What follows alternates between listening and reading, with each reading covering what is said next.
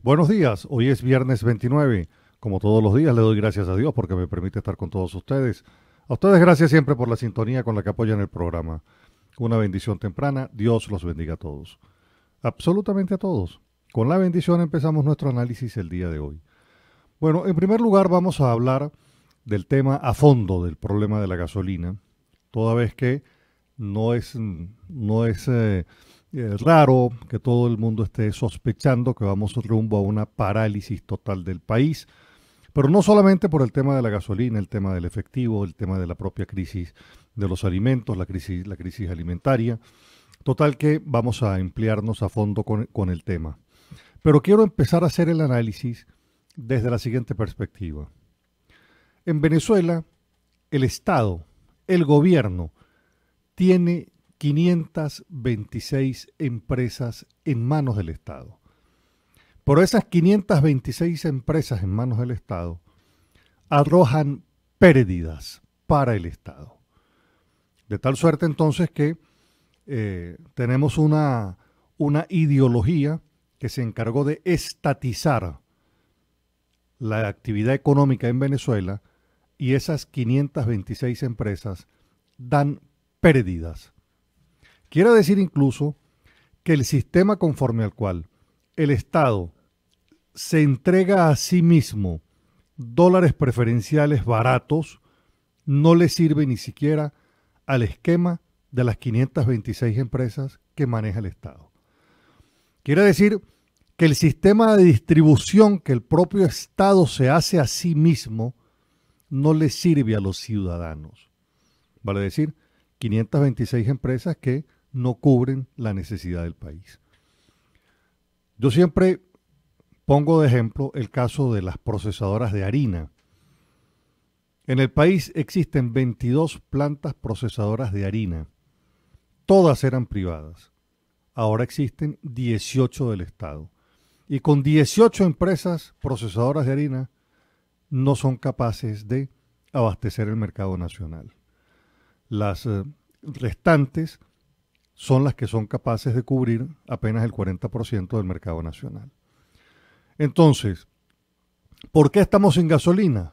Bueno, porque la gallinita de los huevos de oro, PDVSA, arroja pérdidas. Está arrojando pérdidas. Estamos en una situación a donde la producción de petróleo incluso ha bajado debido al deterioro de la infraestructura, falta de mantenimiento, y aquí también me detengo un momento. El mantenimiento de la industria petrolera le permite ir haciendo lo que denominan el mantenimiento mayor, y en ese mantenimiento mayor van incorporando nuevas tecnologías. Como el mantenimiento mayor se dejó de hacer, entonces la empresa está en estado de obsolescencia tecnológica que le impide incluso aumentar los niveles de producción.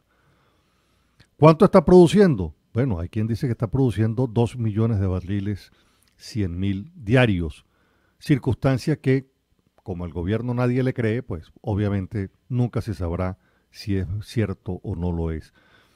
En todo caso, las políticas públicas se miden por resultados, y el resultado es colas de gasolina en todo el territorio nacional, a excepción de Caracas, que tiene unas colas más cortas, por así decirlo, porque en lo que tiene que ver con racionamiento eléctrico, en lo que tiene que ver con distribución de alimentos, de medicinas, el gobierno siempre ha privilegiado Caracas para que, como dicen entre comillas, los cerros no bajen. Y el resto del país, pues sufrir las calamidades que vive el resto del país, apuntalado, por cierto, en el hecho de que no existen los sistemas de comunicación de información en tiempo real que antes permitían que el ciudadano, el 100%, pudiese estar totalmente informado. Entonces, Venezuela, siendo país petrolero, no tiene gasolina. Una tremenda contradicción. Venezuela, teniendo reservas de gas, no tiene gas. Lo cual indica que la gerencia no solamente es pésima, es que y se produjeron una crisis inducida a los efectos de poder someter a la población del país. Las estructuras en materia de refinerías están totalmente están totalmente reducidas en su capacidad de procesamiento. Se dice que solamente tienen una capacidad de procesar solamente el 46%. Quiere decir que están produciendo unas 70.000 barriles y otras 200.000 barriles que se necesitan para un consumo diario. El petróleo venezolano es un petróleo pesado, denso, es un proceso complejo la transformación a combustible, de ahí el porqué las plantas de Citgo, refinadoras en Citgo en Estados Unidos, eran para Venezuela un recurso estratégico porque nosotros, los venezolanos, el gobierno venezolano colocaba el petróleo pesado en Estados Unidos y las propias plantas de Citgo, de filial de Petróleos de Venezuela, que ahora está en manos privadas por circunstancias, y la otra parte que le corresponde a Venezuela está en garantía con los rusos, pues, se encargaba del procesamiento, y por eso es que Venezuela vendía gasolina en Estados Unidos. De tal manera que estamos en presencia de una disminución de operación, de eficiencia, que tiene que ver entonces con el debilitamiento del sistema, y por supuesto nosotros en Venezuela pues estamos sufriendo los rigores de lo que implica no tener una capacidad para producir lo que antes producíamos suficientemente, que era gasolina. Nosotros estamos importando el 70% de la gasolina, por cierto, del imperio, y en razón de ello, pues nosotros estamos pagando una gasolina a precio internacional que cuando llega a Venezuela tenemos que pagarla a precio subsidiado, porque como todos ustedes saben, Venezuela tiene la gasolina más barata del mundo, pero la compra a precio internacional y la vende en Venezuela a precio subsidiado. Eso nos lleva a otros análisis. Es la pregunta de cuántas reservas tiene Venezuela en materia de dólares para poder seguir comprando gasolina en el exterior. Porque si Venezuela, ahora que vende petróleo, lo va a ofertar en rupias y en yuanes, resulta que la gasolina que compra tiene que pagarlas en dólares. Y entonces esa contradicción del gobierno de ofertar petróleo en moneda distinta al dólar, que es con el que paga la gasolina, pues lo que va indicando es que cada día va a tener el gobierno menos posibilidad de financiarse. Estamos entonces en la circunstancia, y es lo que usted escucha cuando dicen, es que los barcos están fondeados, vale decir, están en puerto, pero no tienen para pagar el flete. Bueno, pagar el flete es que no tienen los dólares para pagarle a los barcos el transporte que hacen de esa gasolina. Los bancos tampoco están dándole notas de crédito a PDVSA, y por supuesto, pues todo eso nos tiene en este inmenso colapso. Ahora bien, la otra parte del análisis en el tema de la gasolina es el tema del contrabando. Porque los que están encargados de velar y de tener en control la frontera es precisamente por donde se nos va la gasolina. Se calcula que solamente por la frontera del Táchira se van 3 millones de galones de combustible venezolano para el vecino país. Las gasolineras colombianas, el litro de gasolina de 87 octanos cuesta 1.640 pesos, que equivale en bolívares a 14.900 bolívares al cambio en la frontera. Este diferencial de precio, ¿verdad?, como usted apreciará, es lo que permite entonces que la gasolina sea un inmenso negocio en la frontera. Porque si el litro lo voy a pagar en Colombia en 1.640 pesos, que equivale en Venezuela a 14.900 bolívares, pues estaríamos diciendo que el venezolano que compra gasolina en Colombia la paga a 14.900 bolívares. De tal suerte entonces que la gasolina de 91 octavos que pasa de contrabando, que se vende por galones, el galón tiene 3 litros y algo, pasa de 20.000 pesos a 40.000 pesos, lo que equivale en bolívares a 96.000 bolívares el litro. Es ahí donde está el problema del contrabando. Y es aquí donde está, por cierto, el tema del efectivo, porque estos negocios se hacen en efectivo en la frontera. Haciéndose en efectivo, pues obvio que se necesita billete de alta denominación y por eso en Colombia se paga el billete más caro de su denominación, porque en el diferencial peso bolívar va a encontrar pues la satisfacción de ese diferencial. Ahora bien, ¿qué es lo que está pasando? Bueno, que todos sabemos, todos conocemos que las trochas están abiertas, todos sabemos y todos conocemos que en la frontera se le paga absolutamente a todo el mundo, desde los grupos irregulares, paramilitares o guerrilleros, pasando por los cuerpos de seguridad del Estado que tienen que velar porque esto no suceda. Cuando uno aprecia que las colas aumentan en el occidente del país es porque la frontera, las trochas de la frontera las han venido abriendo. ¿Cuánto pierde Venezuela por esta circunstancia? Bueno, con la caída de la producción de petróleo, Venezuela pierde 21 millardos de dólares, ¿verdad? Se están importando 60.000 barriles de gasolina para cubrir el mercado nacional, 60.000 barriles de gasolina para cubrir el mercado nacional, simplemente porque las refinerías no pueden producir. Eso le cuesta al país 1.500.000 dólares que pudieran ser invertidos en otras áreas, tales como insumos para la producción agrícola, por ejemplo, o para medicinas. Ahora, ¿cuánto se nos va en contrabando? En contrabando se nos va bastante dinero, porque los informes que sobre esto se presentan habla de que la pérdida es por lo menos de 2 millardos de dólares solamente en contrabando. 2 millardos de dólares. Vale decir, nosotros lo que necesitamos es patriotismo y más patriotismo de parte de los funcionarios que están en la frontera. O sea, tenemos un problema adicional, un problema de patriotismo. Y ese problema de patriotismo tiene que ver con la Fuerza Armada Nacional. Con la Fuerza Armada Nacional. Y de ahí entonces el por qué estos diferenciales de precios, ¿verdad?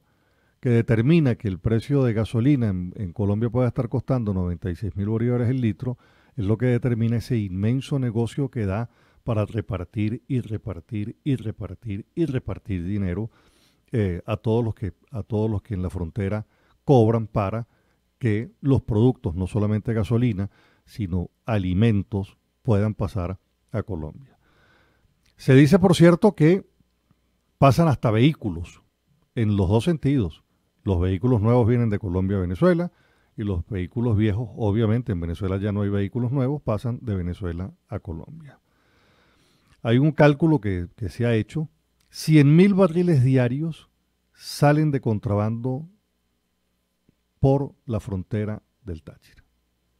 De tal manera entonces que cuando usted revisa cuál es nuestro principal problema, tenemos un problema de patriotismo en nuestras fronteras. Bueno, esta es la razón fundamental entonces de nuestro problema en materia de colas de gasolina en todo el país, en absolutamente todo el país. Pero vuelvo al principio, estamos en presencia de un gobierno que tiene y maneja 426 empresas, que llaman empresas del Estado, y las 526, y esas 526 empresas pues simplemente arrojan pérdidas. Otra de las empresas, aparte de PDVSA, que arroja pérdidas, es Corpolec. Entonces, por supuesto, que el sistema nacional interconectado, que con muchísimo orgullo se estuvo en la Cuarta República, fue desmontado por la asesoría de los cubanos, que no tienen sistema interconectado nacional, y le vendieron la idea al gobierno de Venezuela, de que a Chávez fundamentalmente, y entonces empezaron a desmontar lo que por muchísimos años fue un éxito en los sistemas interconectados. Y lo demás se lo tragó la corrupción de todos los chaviburgueses, los chavimaduristas que están en el exterior, que están viviendo entonces ahora como millonarios. Ayer supimos la información una información lamentable. 45 ciudadanos venezolanos que tienen la calificación de presos políticos tienen orden de excarcelación y simplemente el SEBIN no le da la gana de dejarlos libres. Entre esos los estudiantes de la UPEL. de Maracay. Ahora bien, ¿qué sucede cuando un juez ordena? El juez es el que tiene la potestad en los casos penales de decir usted va preso o usted va libre, de conformidad con la valoración que el juez hace del caso. Y los demás tienen que obedecer. Es el que tiene la facultad de hacerlo. Claro, eso en condiciones de normalidad, en condiciones de cumplimiento de la ley. Pero cuando un juez ahora dice queda en libertad, pues simplemente ya no queda en libertad, porque entonces la decisión queda en manos de un militar que si le da la gana de soltarlo, lo suelta, y si no le da la gana, lo deja preso. ¿Con qué valoración lo hace el juez? El juez lo hace con una valoración de carácter jurídica, con la interpretación de la ley. ¿Con qué valoración lo hace el militar? Con el capricho político. Aquí el que manda soy yo, a lo Gómez. Aquí el que manda soy yo y no quiero que se vayan libres y no se van. ¿Con qué valoración la hace? Con el capricho político que le da la retaliación política y la venganza. Pero ¿qué pasa en un sistema a donde la ley no impera? Pues obviamente un sistema donde la ley no impera es la dictadura. Este modelo que nosotros vivimos en Venezuela, ¿cuál es? Pues es un sistema, es lo que llaman un esquema militarista. El esquema militarista es aquel que desplaza a los civiles de todas las áreas de la función pública, ¿verdad? Y en este caso, un esquema militarista que va determinando ellos qué es lo que hay que hacer en el país. De tal manera entonces que cuando el chavismo escucha que se le dice que se está en Venezuela en una dictadura, ellos se incomodan. Pero ¿qué pasa entonces cuando los militares son los que no acatan las decisiones judiciales? Y la justicia está estrechamente vinculada al tema de la democracia. Si no hay justicia, lamentablemente estamos en un profundo déficit democrático. Es lamentable entonces, pero fíjese qué coincidencia, en el primer track le hablé de la falta de patriotismo de los que en la frontera tienen que velar para que los activos del país no se vayan por la frontera como consecuencia de que los perjudicados somos los venezolanos. Entonces hay una falta de patriotismo, pero en esta otra parte hay una falta de cumplimiento de la ley. Estamos ahora en presencia también, y quiero comentárselos, el próximo mes, el Tribunal Supremo de Justicia, el electo por la Asamblea Nacional, esos magistrados que están en el exilio, bueno, se van a constituir de forma formal como Tribunal Supremo de Justicia en el exilio y van a funcionar, van a tener por sede la Organización de Estados Americanos.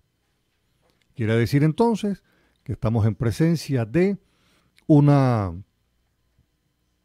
organización de Estados Americanos que le va a ceder parte de su sede al Tribunal Supremo de Justicia electo por la Asamblea Nacional para que se constituyan en el exilio.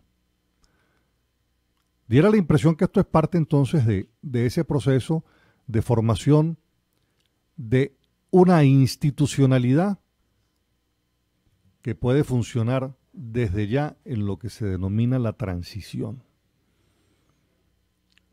Por otro lado, tenemos que decir también lo siguiente. Este proceso en el que nosotros transitamos, a donde no hay respuestas a tiempo, ha preocupado a toda la comunidad internacional. Este tribunal que se va a constituir el próximo mes en la Tribunal Supremo de Justicia en el exilio, empieza a hablar de un paralelismo bien importante a nivel de su expresión en el mundo. Vale decir, un Tribunal Supremo que lo elige la constituyente, ¿verdad? Y un Tribunal Supremo que elige la Asamblea Nacional electa voto a voto con el sistema constitucional. Pero en el mundo están sucediéndose cosas también. En Estados Unidos se presentó, en el Congreso de los Estados Unidos se presentó la Ley de Defensa de los Derechos Humanos y la Sociedad Civil en Venezuela.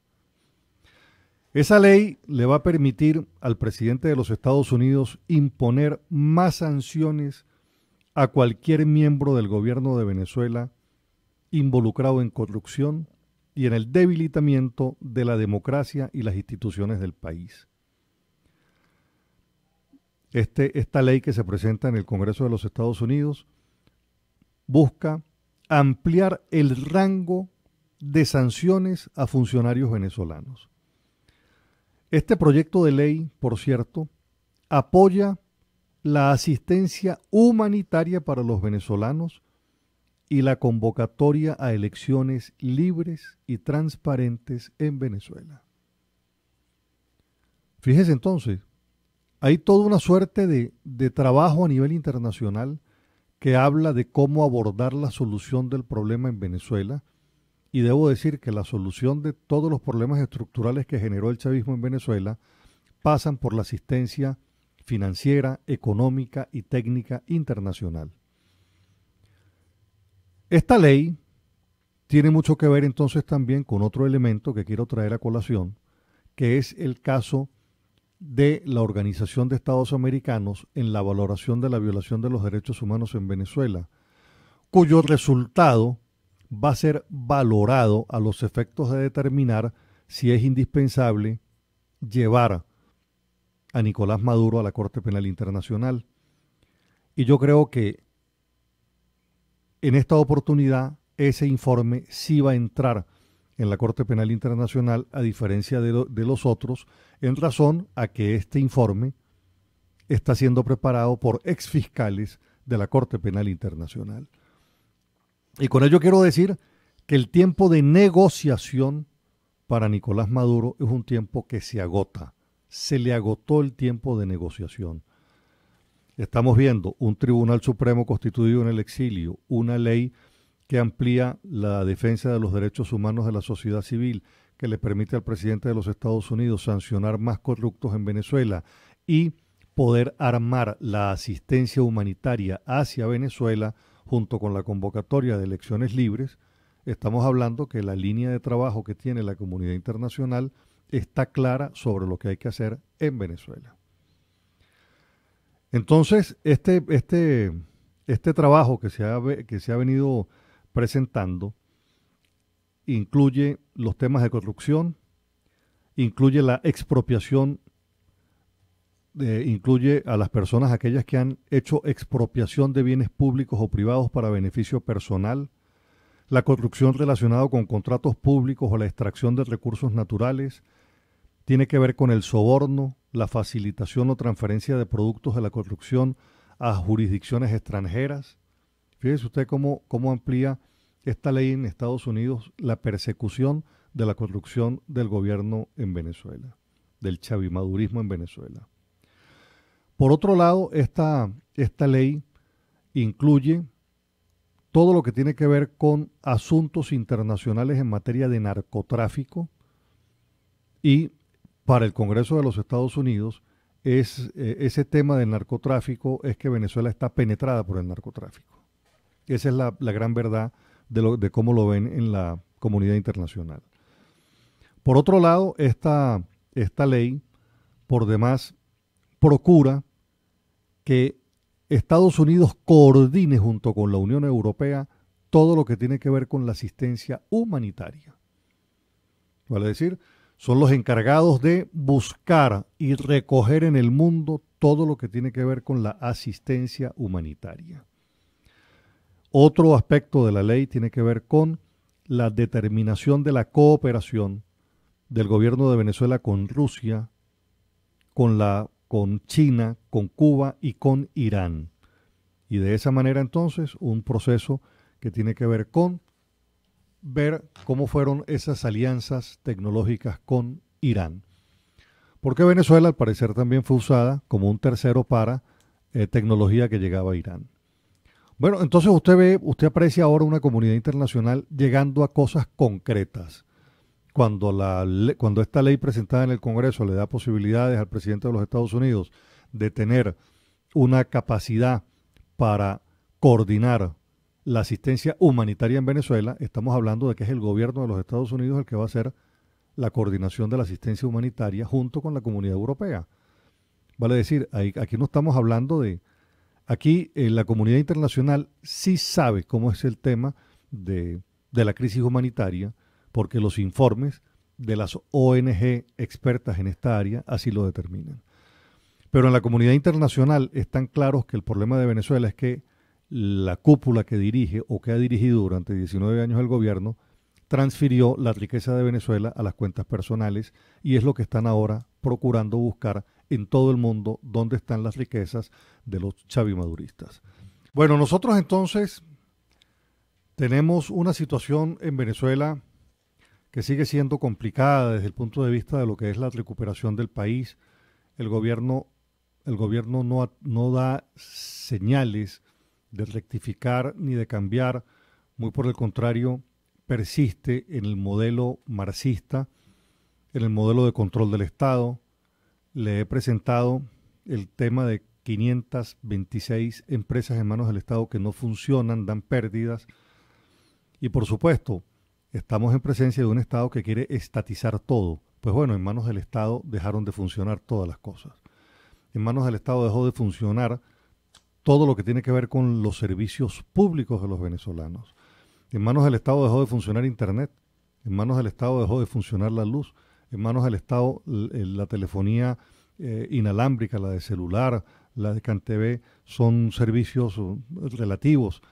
Vale decir, todo lo que tiene que ver con la materia de servicios son controladas por el Estado, pero ninguna sirve con eficiencia.